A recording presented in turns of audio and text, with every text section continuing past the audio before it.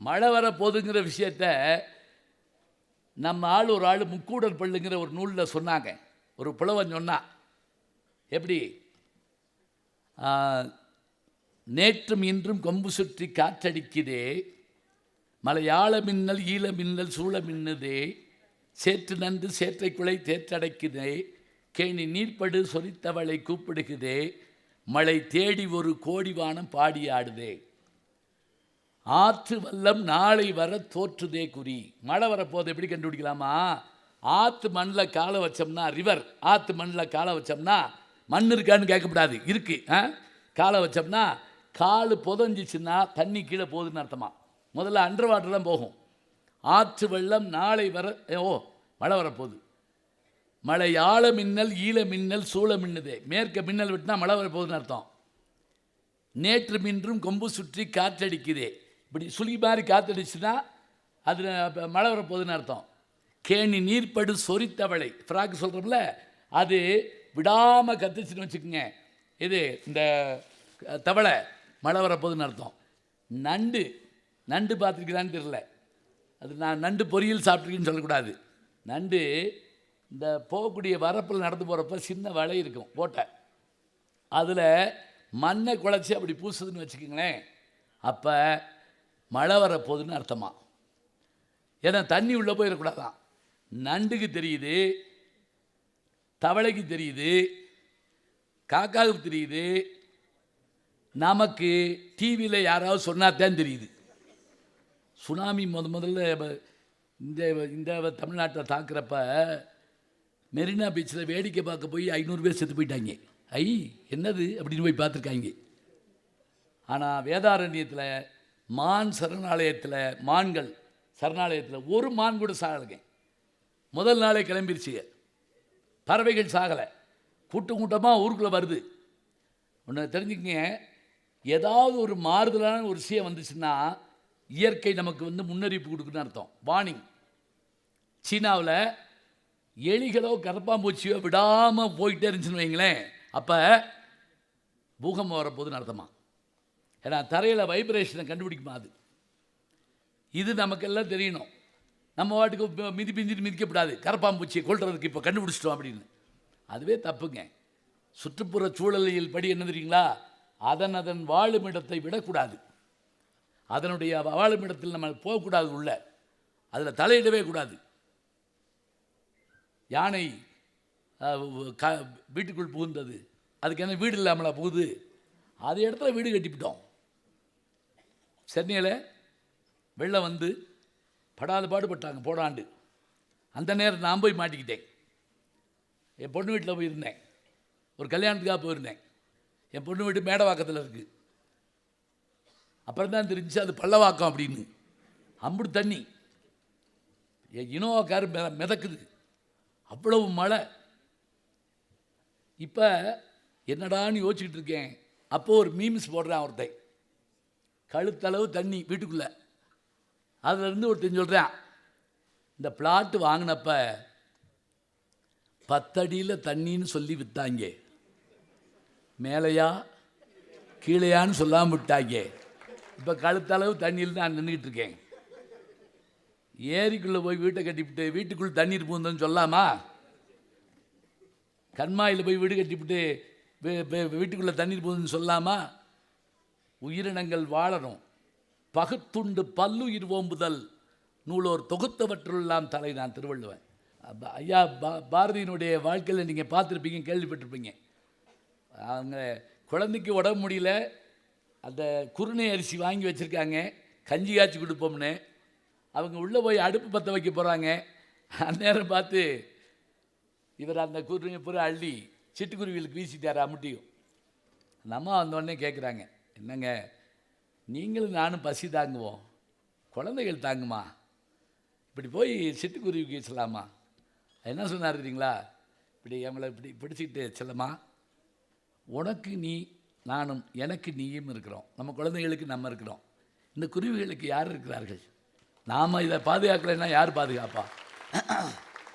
அப்படி சொன்னவரால் தாங்க காக்கை குருவி எங்கள் ஜாதி, நீல் கடலும் மழையும் எங்கள் கூட்டம், நோக்க நோக்க களியாட்டம்னு எழுத முடியும், பேச முடியும்னா அதை ரசிக்கணும், பறவையோட வாழ தெரியணும் நமக்கு.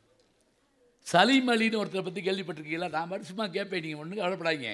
நீங்கள் கேள்வியும் பட்டிருக்க மாட்டீங்க, பதிலும் பட்டிருக்க மாட்டீங்க. யார் அவர்?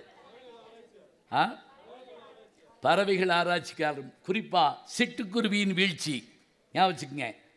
அவர் அவங்க சித்தப்பா மாமாவோடு சேர்ந்து வேட்டையாட போகிறப்போ ஒரு குருவியை சுட்டுவிட்டாங்க. அது வந்து விழுந்து உயிர் விடுறதை பார்த்தாரு. எப்படி கௌதம புத்தருடைய வாழ்க்கையில் நடந்ததோ, ஒரு மான் அடிபட்ட போது அவர் எப்படி துடிச்சிருச்சார், அதுபோல் அந்த குருவியை பார்த்துட்டு இந்த மாதிரி குருவி எத்தனை இருக்குது இந்த ஊர்லன்னு யோசிக்க ஆரம்பித்தார். அப்போ தான் அந்த பறவைகளை பற்றி ஆராய்ச்சி பண்ணுறாரு.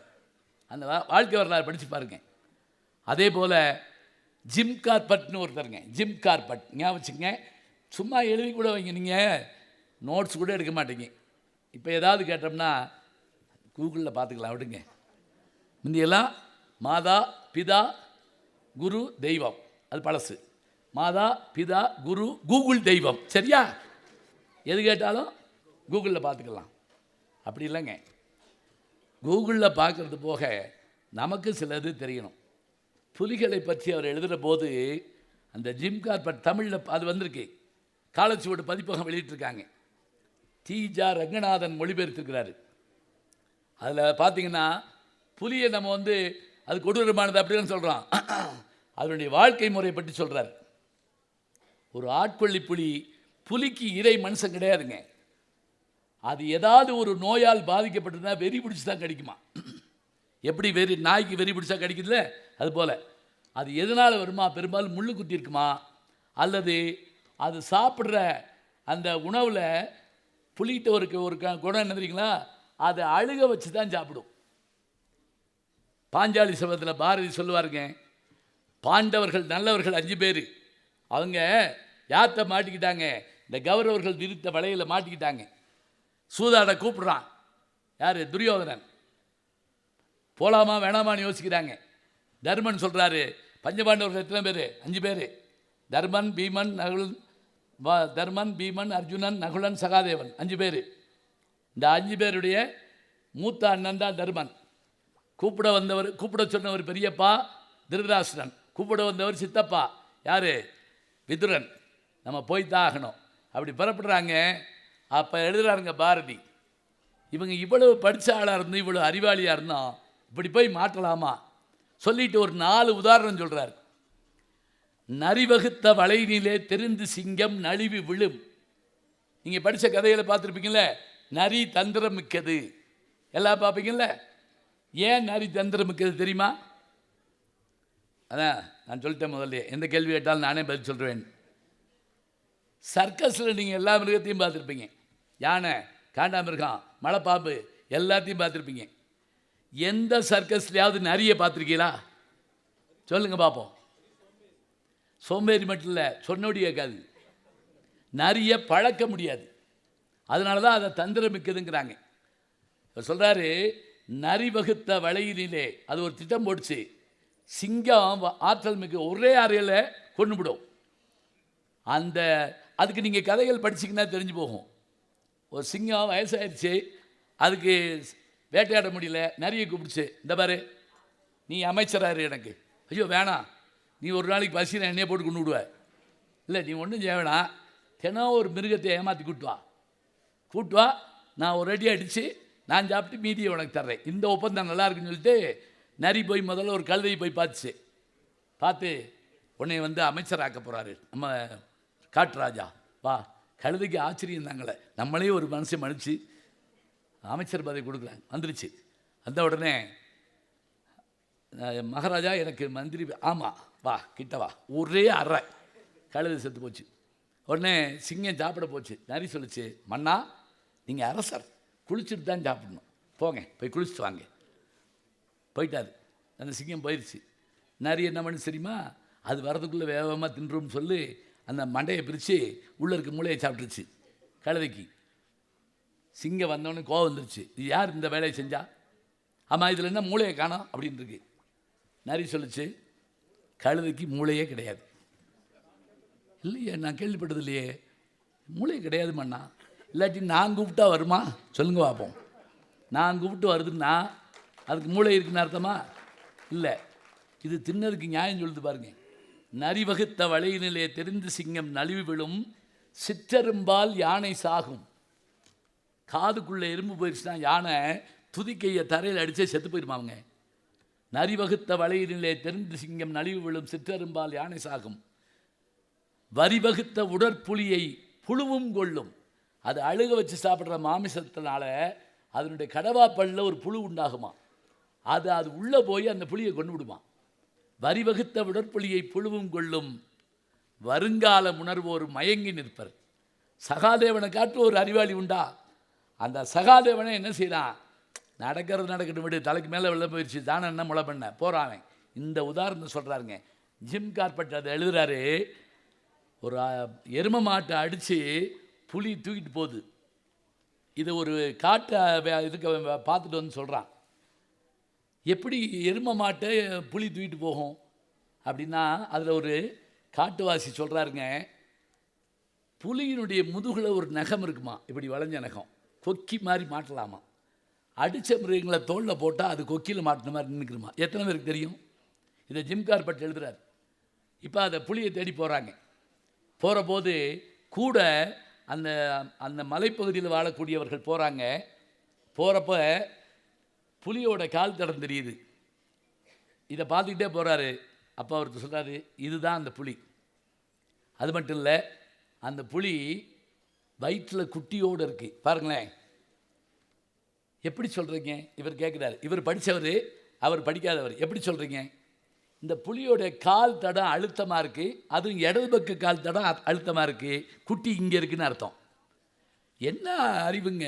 நீங்கள் சொல்லிக் கொடுக்குற மாதிரி மனப்பாடம் பண்ணி ஒப்பிக்க தெரிஞ்சுட்டா படிப்பு இல்லைங்க. பறவைகளையும் மிருகங்களையும் இயற்கையும் சூழலையும் தெரிந்து கொண்டால் அதுதாங்க வெற்றி. பிலோ இருதயநாத்னு ஒருத்தர் இருந்தார். மஞ்சரியில் எழுதுவாரியா அந்த காலத்தில். மஞ்சரின்னு ஒரு பத்திரிக்கை வந்துச்சு, கலைக்கதிர்னு ஒரு பத்திரிக்கை வந்துச்சு. கலைக்கதிர் வந்து சயின்ஸ் ஃபிக்ஷன் அவ்வளவும். அந்த மஞ்சரில் பிலோ இருதயநாத் எழுதுவார். நீலகிரிக்கு வந்து அவர் வந்து ஒரு அஞ்சல் துறையில் வேலை பார்த்தவர். சனி ஞாயிறு மட்டும் வந்து ஆராய்ச்சி பண்ணி கட்டுரை எழுதுவார். நான் விடாமல் படிப்பேன். தமிழில் அறிவியல் தமிழ் இருக்கான்னு ஐயா கூட கேட்டாங்க. அறிவியல் தமிழ் இருக்குது. நா அப்புசாமின்னு ஒருத்தர் அறிவியல் கட்டுரை எழுதுவார். அதுக்கு அடுத்து அதிகமாக அறிவியல் கட்டுரை எழுதுனவர் யார் தெரியுங்களா? எழுத்தாளர் சுஜாதா. நான் அவரை பார்க்க மாட்டேவான்னு நினைப்பேன். அவரோடையும் 8 ஆண்டு கால நட்பு கொள்கிற வாய்ப்பு எனக்கு கிடைச்சது. யாரை நாம் நினைத்து விரும்புகிறோமோ அவர்களிடத்தில் சென்று காலம் நம்மை சேர்த்து விடும். யார் தெரியுமா சுஜாதா? அவர் உண்மையிலே அவர் பேர் ரங்கராஜன். அவங்க துணைவியார் பேர் தான் சுஜாதா. வேற ஒன்றும் வேண்டாம். இந்தியன் 1, முதல்வன், அந்நியன், கண்டுகொண்டேன். இந்த படம் பூரா வசனம் எழுதுகிறவர். ரோஜா எல்லாத்துக்கும் வசனம் எழுதுகிறவர். அது மட்டும் இல்லை, அறிவியல் பற்றி இப்போ நம்ம ஓட்டு போடுறோம்ல, இந்த மிஷினை இந்தியாவில் கொண்டு வர்றதுக்கு பெருமுயற்சி எடுத்த விஞ்ஞானிகளில் அவர் ஒருத்தர். கேரளாவில் தான் முதல்ல பண்ணுறாங்க. அந்த முதல் ஓட்டு பதிவானதை அவர் ஒரு கட்டுரையில் எழுதியிருப்பார். ஆனந்தபுரத்தில் படித்து பாருங்கள். இந்த ஓட்டிங் மிஷினை கண்டுபிடிச்சது யார் தெரியுமா? இப்போ தான் நீங்கள் நினைப்பீங்க, இந்த ஆளை பேச கூப்பிட்டது பெரிய தப்பு போல் இருக்கு. எதையாவது கேள்வி கேட்டு. ரமண மகரிஷி கேள்விப்பட்டிருக்கீங்களா? திருவண்ணாமலையில் இருப்பார். அவர் பெரிய ஞானி. ஒரு முறை அவரை பார்க்குறதுக்கு அவங்க வாத்தியார் வந்தாராம். வந்தவுடனே, ரமணா உன்கிட்ட ஒரு கேள்வி கேட்கணும் அப்படின்னாராம். அதுக்கு ரமணர் சொன்னார், உங்கள் கேள்விக்கு பயந்துதான் நான் சாமியாராகவே போனேன் அப்படின்னாராம். நான் சன்னியாசம் போனதே உங்கள் கேள்விக்கு பயந்துதான், இங்கே வந்தும் கேள்வியா? கேள்வி கேட்குறேன்னு ஒன்றும் பயப்படாங்க. என்ன கேட்டேன் மறந்து போச்சு எனக்கு. வேறு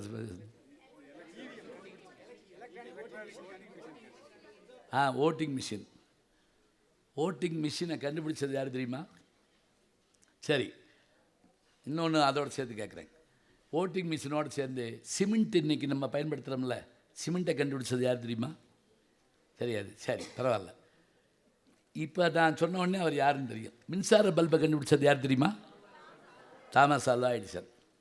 தாமஸ் ஆல்வா எடிசன் தன்னுடைய வாழ்க்கையில் 1300க்கும் மேற்பட்ட புதிய கருவிகளை கண்டுபிடித்தார். ஞாபகம் வச்சுக்கோங்க. அதில் ஓட்டிங் மிஷின் 1, சிமெண்ட் 1. அவருக்கு இப்போ நமக்கு ஃபிசிக்ஸ் படித்தா பயாலஜி தெரியாது, பயாலஜி படித்தா கெமிஸ்ட்ரி தெரியாது, கெமிஸ்ட்ரி படித்தா மொழி தெரியாது. ஆனால் அவங்களுக்கு துறையே கிடையாது. இத்தனைக்கு 8வது வரைக்கும் தான் படித்தார் அவர். அப்புறம் போல் பள்ளிக்கூடத்துக்கு போல. எல்லாம் படிக்கிறவனுக்கு தான் எல்லாம் தெரியும். சிமெண்ட்டையும் இந்த ஓட்டிங் மிஷினையும் முதல்ல உருவாக்குனது தாமஸ் ஆல்வா எடிசன். இதை நான் ஒரு கல்லூரியில் பேசிகிட்டு இருக்கேன், கேள்வி கேட்குற நேரம் கொடுக்குறேன். ஒரு பையன் எந்திரிச்சு என்னை பொட்டில் அடித்த மாதிரி ஒரு கேள்வி கேட்டாங்க. இவ்வளவு நேரம் நீங்கள் தாமஸ் ஆல்வா எடிசனை பற்றி பேசுகிறீங்க, ஆனால் அவர் காலத்தில் வாழ்ந்து அறியப்படாத ஒரு விஞ்ஞானி ஒருவர் இருந்தார், அவரை பற்றி நீங்கள் ஏன் பேசலை அப்படின்னு கேட்டான். ஒரு என்ஜினியரிங் காலேஜில், வேலம்மாள் என்ஜினியரிங் காலேஜில் ஒரு பையன் ஃபஸ்ட் இயர்ஸ் ஃப்ரெஷர்ஸ் கேட்குறாங்க கேள்வி, நீங்கள் ஏன் சொல்லலை? எனக்கு கேட்ட உடனே புரிஞ்சிருச்சு. ஆமாம் சொல்லாமட்டோம், சொல்லிவிட்டு நான் சொல்கிறேன் அப்படின்னு சொன்னேன். அவர் காலத்திலேயே வாழ்ந்து ஆல்டர்னேட்டிவ் கரண்ட்டு, டைரக்ட் கரண்ட் சொல்கிறோம்ல, அந்த ரெண்டில் ஒன்றை கண்டுபிடிச்சி பெரிய ஒரு சாதனையை புரிஞ்ச ஒரு விஞ்ஞானி யார் தெரியுமா? டெஸ்லா. இன்றைக்கி நம்ம எலான் மாஸ்கோட கம்பெனியினுடைய பேர் சொல்கிறோம் இல்லையா? இந்த பாருங்கள், நீங்கள் எதுலையாவது ஒன்று தெரிஞ்சு வைங்க, யூடியூப்பாவது பாருங்கள், சயின்ஸ் பாருங்கள், ஏதாவது ஒரு இதுக்கு வாங்க, பாரதியார் பாட்டு வாங்க, சினிமா பாட்டு பாருங்கள். எதுவுமே இல்லாமல் உட்கார்ந்துருக்கிறதுங்கிறது பிடிக்கவே பிடிக்காது. எதமா செய்யணும். என்னை அவன் மிரட்டினான கேள்வி கேட்டு அந்த டெஸ்லா எழுதுறீங்களா, அவர் வரலாற்றை படித்து பாருங்க. விவேகானந்தர் அமெரிக்காவில் போய் அங்கே சொற்பொழிவு, சிகாகோவில் சொற்பொழிவு ஆற்றுற போது நான் அந்த இடத்துக்கு போயிருக்கேன். அந்த வீதிக்கு பேர் விவேகானந்தர் ஸ்ட்ரீட்னு வச்சுருக்காங்க அமெரிக்காவில். அங்கே அவர் பேசுகிறப்ப அதுக்கு லைட்டிங் அரேஞ்ச் பண்ணவர் யாருன்னு கேட்டால் டெஸ்லா. அது மட்டும் இல்லை, விவேகானந்தரோட போய் 3 மணி நேரம் பேசியிருக்காரு. பேசி அதையும் பதிவு பண்ணுறார். இப்போ கேள்வி கேட்குறப்ப பேசிக்கிட்டு இருக்கால நடுங்க வைக்கிற மாதிரி அந்த கேள்வி இருக்கணும், அது வேணும். ஒரு செய்தியை சொல்லி முடிக்கிறேன். அடுத்த நிகழ்ச்சி என்ன? கலை நிகழ்ச்சி இருக்கா? கலை நிகழ்ச்சி இந்த எல்லாம் மேக்கப் போட்டு உட்காந்துருக்காங்க, பார்த்துட்டேன். கலை நிகழ்ச்சி வேணும். ஏன்னா ஆய கலைகள் 64 ஏய உணர்விக்கும் எம்எம்ஐ தூய உருப்பளிங்கு போழ்வாள் என்னுள்ளத்தினுள்ளே இருப்பளிங்கு வாராது இடர். ஆய கலைகள் 64, அத்தனை கலையும் தெரிஞ்சிருக்கணும், இன்க்ளூடிங் சமையல் கலை. சமையல் தெரிஞ்சு வச்சுருக்கணும். குக் வித் கோமாளி பார்த்தீங்களா? அது பற்றி கரெக்டாக சொல்லுங்கள். அதில் முதல்ல இதில் நான் வந்தேன். எல்லோரும் கூட கேட்பீங்க, நீங்கள் எதுக்கு எங்கே போடுங்க அப்படின்னு. அது என்ன டான்ஸ் வெர்சஸ் டான்ஸ், அதில் வந்தேன் நான், குஷ்பு அவங்க, அப்புறம் பிருந்தா சார், இவங்க பிருந்தா மேடம் டான்ஸ் மாஸ்டர், 3 பேர். நான் போய் என்ன செய்வேன், தமிழில் வரக்கூடிய நாட்டியங்களை பற்றி சொல்லுவேன். இப்போ வேறனும் வேண்டாம், குக் வித் கோமாளியில் நான் ஒரு கேள்வி கேட்டேன். அது இப்போ நீங்கள் நினைப்பீங்க, போகிற இடத்துலலாம் கேள்வி கேட்டுக்கிட்டே இருப்பார் போட்டுருக்கு, பாவம் இவருக்கு ஒரு வியாதி. எதுக்கு தெரியுமா? கேள்வி கேட்குறப்ப பதிலை யோசிக்க வைக்கணுங்க. நீங்கள் கேள்வி கேட்டால் நான் பதிலை யோசிக்கணும். இதுதான் வாழ்க்கை. ஒன்றும் இல்லாமல் இருக்கக்கூடாது. அதனால் எந்த இதை எடுத்தாலும் கேள்வி பதிலை தொடர்ந்து படிக்கணும். மஞ்சரில் நான் 5 ஆண்டு காலம் கேள்வி பதில் எழுதியிருக்கேன். இப்போ இதை எதுக்கு சொல்கிறேன்னா, இந்த கேள்வி பதிலில் முக்கியமாக வாலி ஒரு கவிதை எழுதினார். உலகத்திலேயே சின்னது எறும்பு, எறும்பு சின்னது, அது வாய் அதை காட்டிலும் சின்னது. நல்லா இங்கே வச்சுக்கோங்க, எறும்பு சின்னது, அது அதை காட்டிலும் சின்னது, அதனுடைய வாய் அதை காட்டிலும் சின்னது. அந்த வாயை காட்டிலும் சின்னது என்னது? இதுதான் கேள்வி. அது புரியுதா? எறும்பு சின்னது, வாய் அதை காட்டிலும் சின்னது, அந்த வாயை காட்டிலும் சின்னது என்னது? அது தின்னது. இப்போ நம்ம வாயில் சாப்பிட்றப்ப வாய்க்கு அடங்குற மாதிரி சாப்பிடணும். சமையல் செய்கிற பெண்கள் இருந்தாங்கன்னா அது ஏன் கேட்க வேண்டியிருக்குன்னா, இப்போ அதெல்லாம் கேட்க வேண்டியிருக்கு. முந்தியெல்லாம் சமைக்க தெரியுமான்னு கேட்டால் தெரியும்பாங்க. இப்போ ஈஸியாக சொல்கிறாங்க, அருமையாக சமைப்பா யூடியூப்பை பார்த்து. முந்தியெல்லாம் சமைச்சு தட்டில் போடுவாங்க, இப்போ நெட்டில் போடுறாங்க, பார்த்துருக்கீங்களா? ஒரு அம்மா ரசம் மட்டும்தான் வச்சிச்சு, யூடியூப்பை பார்த்து. வச்ச உடனே என்ன பண்ணுச்சு தெரியுமா? அதை அப்படி கையில் வச்சு செல்ஃபி எடுத்துச்சு. நான் வைத்த ரசம் நவரசம் ஹேஷ்டாக் போட்டுருச்சு, ஸ்டேட்டஸில் வச்சிருச்சு. அடுத்த நிமிஷம் வேலை இல்லாத 500 பேர் பாராட்டிட்டாங்க. பிரமாதம், அற்புதம், சிறப்பு, வாவ் அப்படின்ட்டாங்க. இந்த அம்மாவுக்கு பெருமை தாங்கலை, எப்படி பாராட்டுறாங்க. மத்தியானம் அதே ரசத்தை புருஷனுக்கு ஊற்றுச்சு, அவன் மண் மாதிரி உட்காந்து தின்னுருக்கான். அம்மாவுக்கு கோவம் வந்துருச்சு. இங்கே பாரு, ஸ்டேட்டஸ் வச்சு 500 பேர் பாராட்டியிருக்கான். நீ ஒரு வார்த்தை என்னை பாராட்டுறியா? அவன் சொன்னால் ஏ லூசுவே, அவெல்லாம் ரசத்தை பார்த்தவன், நான் தான் தின்னவேன், எனக்கு தான் என் நிலைமை தெரியும், என் நிலைமை எனக்கு தான். ஜோக்கும் புரியலன்னா ரொம்ப கஷ்டம். தயவு செஞ்சு என்ன தெய்வங்களா நான் வேண்டி கேட்டுக்கிறேன், எதுவும் தெரியாமல்லாம் சம்பாரித்து பிரயோஜனமே கிடையாது. உங்களுக்கு தெரிஞ்சுக்குங்க, ஒரு விஷயத்தை படிக்கிற போது, பார்க்குற போது, கேட்குற போது அதனுடைய 4 புறமும் அதை பற்றி சிந்திக்கணும். இப்போ நான் இது எதுக்கு சொன்னேன் தெரியுங்களா? அந்த குக்கு வித் கோமாளியில் ஒரு கேள்வி கேட்டேன். சமைக்கிறவங்க முருங்கைக்காயை வெட்டி குழம்புலையோ புளிக்குழம்புலையோ சாம்பார்லேயோ போடுறப்ப அந்த முருங்கைக்காயை என்ன அளவில் வெட்டணும் அப்படின்னு கேட்டேன். முருங்கைக்காயை என்ன அளவில் 2 சென்டிமீட்டர் 3 சென்டிமீட்டர் 4 எவ்வளவு அளவு வெட்டணும் சொல்லுங்கள் பார்ப்போம். சரி, நம்ம ஒப்பந்தப்படி நானே சொல்கிறேன். இந்த வாய் அளவு இருக்கு இல்லையா, இவ்வளவு தான். சில வீட்டில் புல்லாங்குழல் மாதிரி போட்டு விட்ருவாங்க, எடுத்து வாசிக்கிட்டு இருக்க வேண்டியதான். சமையல்ங்கிறது ஒரு கலைங்க, சும்மாவாக வந்துடும். ஒன்றும் வேண்டாம், சமையல் பண்ணிவிட்டு அந்த இதை அவர் தாமுங்கிறவரும் அவர் பட்டம் எல்லாத்தையும் தின்னு பார்க்க மாட்டாங்க, மோந்து பார்ப்பாங்க. விக்ரமாதித்தன் கதை படிச்சிருக்கீங்களா? பட்டி விக்ரமாதித்தன் கதை படிச்சிருப்பீங்கல்ல? அது 2 பேரும் மாறு வருஷத்தில் ஊருக்குள்ளே போவாங்க. அப்போ திடீர்னு ராஜா சொல்லுவார், யார் வீட்டிலேயே கோழி குழம்பு கொதிக்குது அப்படிப்பார். பாருங்கள், அடுப்படியை தாண்டி வீட்டை தாண்டி தெருவுக்கு வந்துருச்சு கோழி குழம்பு வாசம். இப்போல்லாம் வாசத்தை கண்டுபிடிக்க முடியல, ஏன்னா எல்லாத்தையும் ஃப்ரிட்ஜில் வச்சிடறாங்க. அது என்னைக்கு பிறந்ததுன்னு யாருக்கும் தெரியல. ஒரு அம்மா புளிக்குழம்பு ஊற்றுச்சு, தொட்டு நாக்கில் வச்ச புருஷன் சொன்னா, அப்படி சொல்லி போன மாதம் 15ஆம் தேதி நீ ஒரு புளிக்குழம்பு வச்சல்ல, அதே மாதிரி இருக்கு அப்படின்னா. அதே தான், பேசாமல் தின்னு.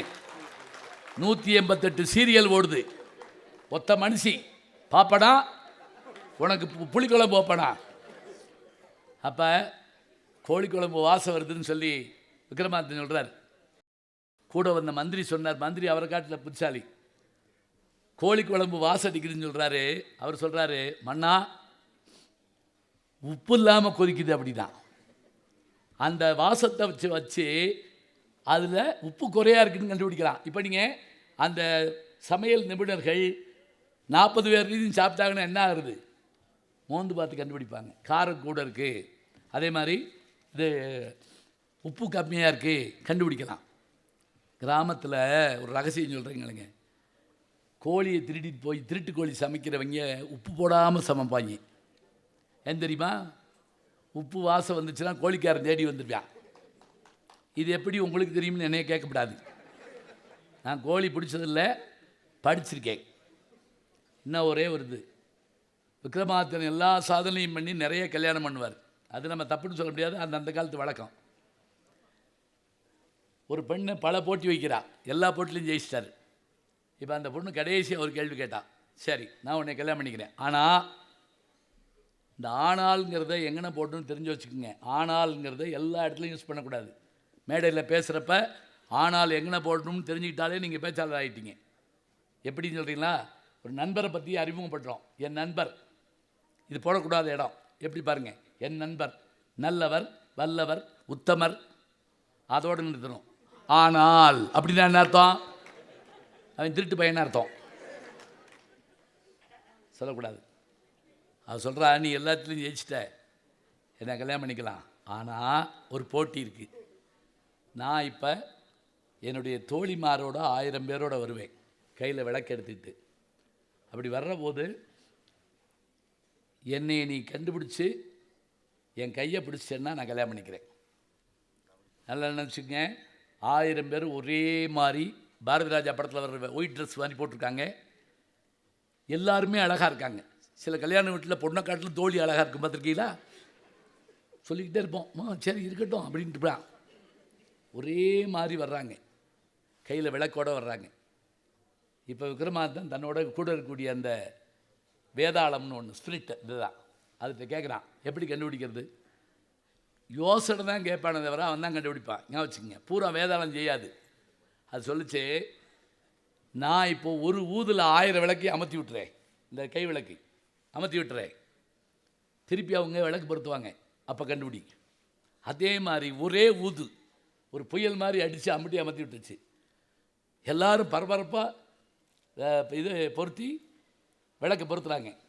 விக்ரமாதித்தன் மாடியிலேருந்து இறங்கி ஓடி போய் 8வது வரிசையில் 9வதாக இருந்த பொண்ணை கையை பிடிச்சான். நீ தான் இளவரசின்னா. அவளுக்கு ஆச்சரியம் தாங்க முடியல. எப்படி கண்டுபிடிச்சான் சொல்லுங்க பார்ப்போம். சொல்லுங்கள். வேறு யாராவது ஏற்றி கொடுத்துருப்பாங்க. சரி, இது ஒரு ஆன்சர். வேற எப்போவுமே பெண்கள் ஆண்கள் யாராக இருந்தாலும் ஒரு வழக்கம் என்ன தெரியுமா? திரியை இப்படி நசுக்கி விட்டுட்டு இப்படிப்போம், தெரியா? தூணில் தடவுவோம், செவத்தில் தடவுவோம். சில வீட்டு ஸ்க்ரீனே பல பேர் வாய் துடைக்கிறதுக்காக வச்சுருப்பாங்க. சாப்பிட்டு அப்படியே வந்து ஸ்க்ரீனில் தொடச்சிட்டு போயிடுவாங்க. நமக்கு பழக்கம். இப்போ இந்த எல்லாம் வந்த உடனே ஒவ்வொருத்தையும் இப்படி விளக்கேற்ற போகிறப்ப எப்படிங்கிறா. இந்த பெண் மட்டும் இவ அரசு இல்லையா, இவருடைய பண்பாடு பழக்க வழக்கம் எப்படி, அமர்ந்த உடனே அப்படி திரும்பி பார்க்குறான். யாரும் உதவிக்கு வரலையேன்னு யோசிக்கிறா. அவர் சொன்ன மாதிரி வேற ஆள் வரலையேன்னு யோசிக்கிறா. அந்த ஒரு வினாடிக்குள்ளே கண்டுபிடிக்கிறான் விக்ரமாதித்தன் நீதான் இளவரசின்னு. அறிவுள்ளவர்களால் மட்டும்தாங்க எதையும் சாதிச்சு காக்க முடியும். அறிவு தான் நமக்கு வேணும். நிறைய கொண்டு கொடுத்தாருங்க. சரி, அமெரிக்காவில் நாட்டிய பேரொழி பத்மினி அவர்களுடைய வீட்டுக்கு போயிருந்தேன். பரதநாட்டியத்தில் வல்லவரவங்க. வஞ்சிக்கோட்டை வாலிபனில் ஒரு டான்ஸ் கூட இருக்கும். 2 பேரும் டான்ஸர், வைஜெயந்தி மேளாவும் பத்மினியும் ஆடுறது. திலான மோனாம்பாலில் ஆடுவாங்க. அவங்க வீட்டில் நான் உட்காந்து பேசிக்கிட்டு இருக்கப்போ அவங்க என்கிட்ட கேட்டாங்க, நான் நடித்த படத்தில் உங்களுக்கு பிடிச்ச படம் எது? நான் உடனே திலான மோனாம்பால் அப்படின்னு ஏன்னு கேட்டாங்க. அதை நான் சொன்னேன் வரிசையாக. நீங்கள் அதில் அருமையாக ஆடுவீங்க, அதோடு மட்டும் இல்லை, அந்த காதலனை பார்த்த போது நீங்கள் அந்த குறிப்பு காட்டுறது ரொம்ப அருமையாக இருக்கும். உதாரணமாக நாதஸ்வரம் வாசிச்சுட்டு இருப்பார் சிவாஜி. அவர் பேர் சண்முக சுந்தரம். சிக்கல் அவர் ஊர். சிக்கல் சண்முக சுந்தரம். நாதஸ்வரம் வாசிச்சுட்டு இருப்பார். திடீர்னு டொம்முன்னு வெடி போட்டுருவாங்க. கொஞ்ச நேரம் பார்ப்பார், அப்படின்னு பாடிட்டு போயிடுவார். இப்போ இவங்க கொஞ்ச நேரம் உட்காருங்க, நான் ஆடுறதை பார்த்துட்டு போங்க. இந்த வேட்டு சத்தத்துக்கா போய் ஆடு போ அப்படிம்பாரு. ஏன் ஆடக்கூடாது? அலைகளின் ஆர்ப்பரிக்கும் ஓசைக்கும் ஆடலாம், நீர்வீழ்ச்சியினுடைய ஓசைக்கும் ஆடலாம், ஆடு ஆடு அப்படின்னு போயிடுவார் சிவாஜி. போனவர் எல்லாரும் பாட்டு ஆரம்பிச்சோன்னு உட்காருவாருங்க. இவர் ஒளிஞ்சு நின்று பார்ப்பார். இவர் ஒளிஞ்சு நின்று பார்க்குறாருங்கிறத இந்த அம்மா பார்த்துருவாங்க, பத்மினி. இவங்க பார்த்துட்டாங்கிறத அவர் பார்த்துருவார். அந்த 2 பேரும் பார்த்துட்டாங்கிற விஷயத்த நம்ம எல்லோரும் பார்த்துருவோம். ஆனால் அந்த படத்தில் இருக்கவனுக்கு எவனுக்கும் தெரியாது. இதுதான் சினிமா. இப்போ பாட்டு ஆரம்பிக்கும். மறைந்திருந்தே பார்க்கும் மர்மம் என்ன, அழகர் மலை அழகா இந்த சிலை அழகா என்று மறைந்திருந்தே பார்க்கும் மர்மம் என்ன. இந்த பாட்டுக்கு நடுவில் ஒரு ட்விஸ்ட் வைப்பாருங்க கண்ணதாசன். எப்படி தெரியுமா? அந்த காலத்தில் இன்னொருக்க சொல்கிறேன், அந்த காலத்தில் இன்னொருக்க கூட சொல்கிறேன், அந்த காலத்தில் கணவன் பேரை சொல்ல மாட்டாங்க. இப்போ வேறு வழி இல்லை. இப்போ கிராமத்துலலாம் சென்சஸ் அதிகாரிகள் போய் பேரை கேட்கறதுக்குள்ள உயிரே போயிடும். புருஷன் பேர் என்னன்னா, அந்த கூறுகட்டவன் பேரை எப்படி சொல்லுவேன்? அதுக்கு புருஷன் பேரையே சொல்லியிருக்கலாம். இப்போ கணவன் பேரை காதலன் பேரை சொல்லணும்னு ஆசை இருக்குமா? ஆனால் சொல்லக்கூடாதுங்கிறது வழக்கம். யாருக்கும் தெரியாமல் சொல்கிறதுக்காக இவங்க முயற்சி பண்ணுவாங்க. எப்படி தெரியுமா? எங்கிருந்தாலும் உன்னை நான் அறிவேன், உன்னை என்னை அல்லால் வேறு யார் அறிவார், பாவை என் பதம் காண நாணமோ, உந்தன் பாட்டுக்கு நான் ஆட வேண்டாமோ, மாலவா வேலவா மாயவா சண்முகா. அதான் ஒரு பேர். சண்முகான்னு சொன்னோன்னு சிவாஜியை காட்டுவாங்க. சின்ன கோவம் வரும், பேரா சொல்கிற அப்படிங்கிற மாதிரி. எனையாளும் சண்முகா அப்படின்னு கும்பிடுவாங்க. கீழே பத்மினி அம்மா கண்ணீர் விடுவாங்க, பிள்ளை முருகனை கும்பிடுதாக்குன்னு சொல்லி. முருகன் தூணுக்கு பின்னாடி இருக்கார். இப்போ நான் அந்த பாட்டை பார்த்துக்கிட்டு இருக்கப்ப சொல்கிறேன், இந்த பாட்டுக்கு நடுவில் கண்ணதாசன் அந்த சண்முகான்னு வர்ற மாதிரி எழுதியிருக்காரு. பாட்டு எவ்வளோ நல்லா இருக்குது. அதுக்கு அவர் சொல்கிறாரு, இந்த ராகம் என்ன தெரியுமா? சண்முகப்பிரியா ராகம்ங்கிறாரு. அவர் இசையை ரசிக்கிறார், நான் பொருளை ரசிக்கிறேன். பரதம் தெரிஞ்சவங்க அந்த நாட்டிய முத்திரையை ரசிப்பாங்க. அப்போ கண்ணதாசன் எழுத, கே மாதவன் இசையமைக்க, சுசிலா பாட, பத்மினி ஆட, ஏபி நாராஜன் டைரக்ட் பண்ண சிவாஜி பார்க்க 60 வருஷத்துக்கு முன்னாடி வந்த படம் இன்னைக்கு நான் சொல்கிறப்ப நம்ம கண் முன்னாடி ஓடுதுன்னு சொன்னால் கலைகளை கற்றுக்கொண்டால் நாம் எப்போதும் எல்லாவற்றிலும் உயர்ந்து விளங்கலாம். நல்லா படிங்க, நிறைய சாதனை பண்ணுங்க. நான் என் பெருமையை மற்றவர்கள் சொல்கிறதுக்காக இல்லை. ராமாயணம் பேச சொன்னாலும் பாரதம் பேச சொன்னாலும் இன்றைக்கு இருக்கக்கூடிய இஸ்லாமியர்களுடைய கதைகளை பற்றி பேச சொன்னாலும் படிப்பதற்கு பேசுவதற்கு பறந்துபட்ட அறிவு வேண்டும். என்னுடைய நண்பர் பத்மஸ்ரீ கமலஹாசன் அவர்கள், என்னுடைய ஆசிரியர் தோ பரமசிவன் அவர்கள், பண்பாட்டு ஆசிரியர்கள்னு ஒரு புத்தகம் இருக்குது, போகிற வாங்கிட்டு போங்க. அப்படிப்பட்ட அரிய செய்திகள் அதில் இருக்குது. எழுத்தாளர் சுஜாதா அவர்கள், இவங்களாம் எனக்கு முன்னோடிகளாக இருந்ததால் எல்லா துறையும் தெரிந்து கொள்ள வேண்டும் என்று விருப்பப்பட்டேன். இன்றைக்கும் மாணவனாக பயணப்படுகிறேன். மாணவர்களை சந்தித்ததில் பெருமை. நன்றி, வணக்கம்.